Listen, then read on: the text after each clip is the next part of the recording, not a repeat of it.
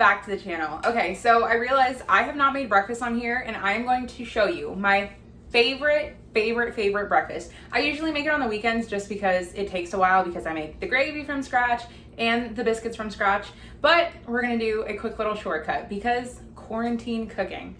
All right, let's get started. Wait, I didn't even tell you what I'm making. Okay, biscuits and gravy, let's go. First, we're gonna start off by browning our ground pork. I just have a pound of ground pork.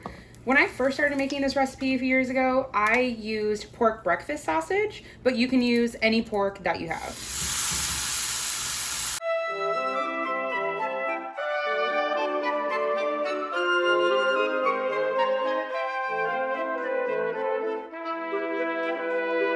We're just gonna continue to brown our ground pork here, just working over medium heat. I wanna try to get out as much fat as I can, and so it does look kind of weird just it being gray, but as it continues to cook and the moisture goes away, as you can see, there's quite a bit of fat. It's just gonna render out, and then you're gonna get a beautiful brown color.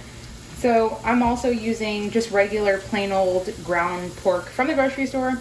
You can also buy a circular long round tub of pork breakfast sausage, but this is honestly better because you can control the sugar, the salt, and just the flavoring in it. I have some family members who have diabetes who just can't have all that excess sugar that comes in the tub, so this is a great alternative. Now that I have a good amount of fat rendered out, I'm gonna go ahead and drain it and bring it back into the pan so we can get some good browning on it. Before I do that, I thought it would be a good point to mention that you can always save this and use this as your own pork lard.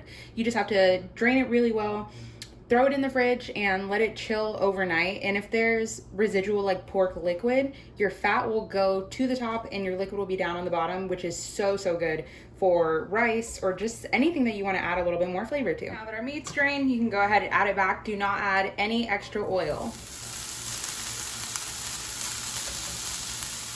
Now we can start to develop some color. Probably gonna take 2 to 3 minutes. While we wait for some color to develop, I'm gonna go ahead and add a teaspoon of some salt. Since it's just plain ground pork, it has no added flavor, so you really wanna give it some seasoning. We're gonna add half a teaspoon to a teaspoon of black pepper. I love my gravy to be extra peppery. We're gonna add some ground sage and some crushed red peppers just for some heat and a little bit of flavor. If you don't like it spicy, go ahead and leave them out. I'm just gonna mix this all together.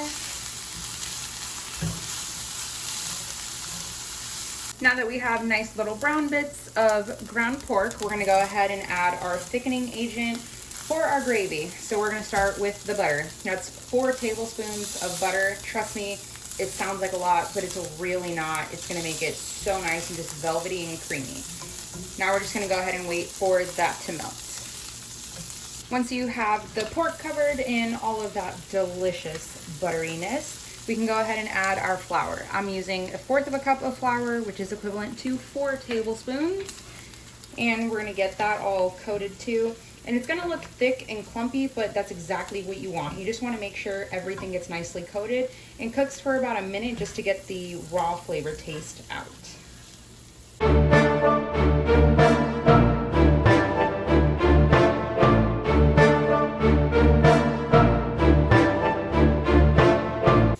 That looks great. Now we can go ahead and add our milk. I have 3 cups of whole milk here.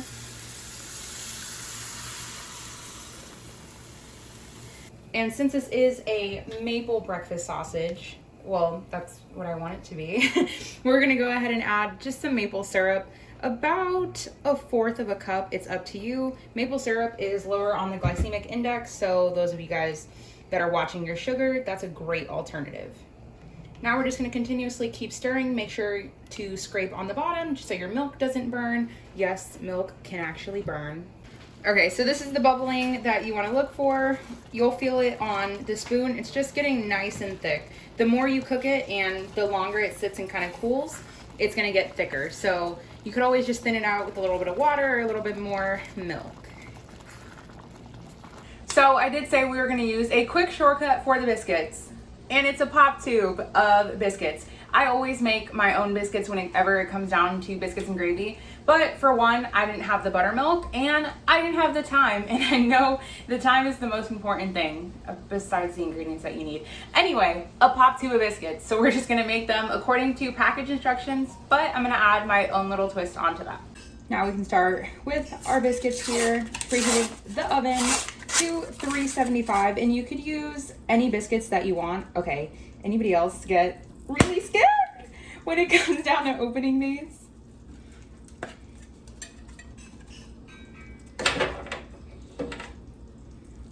These are just so quick and easy. I don't understand why I don't use these more.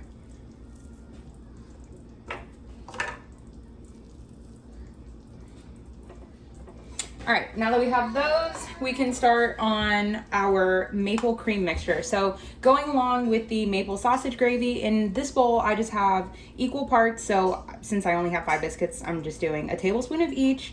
So 1 tablespoon of maple syrup and 1 tablespoon of heavy cream. Of course, this step is completely optional.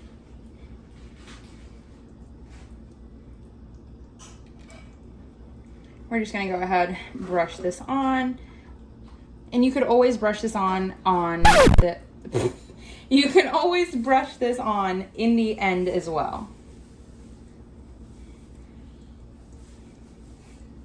All right, think that looks good. When they come out, if I feel like adding more, I'll go ahead and add more. If not, I'll just dump this right into my sausage gravy for more flavor. Time for the biscuits to go in the oven.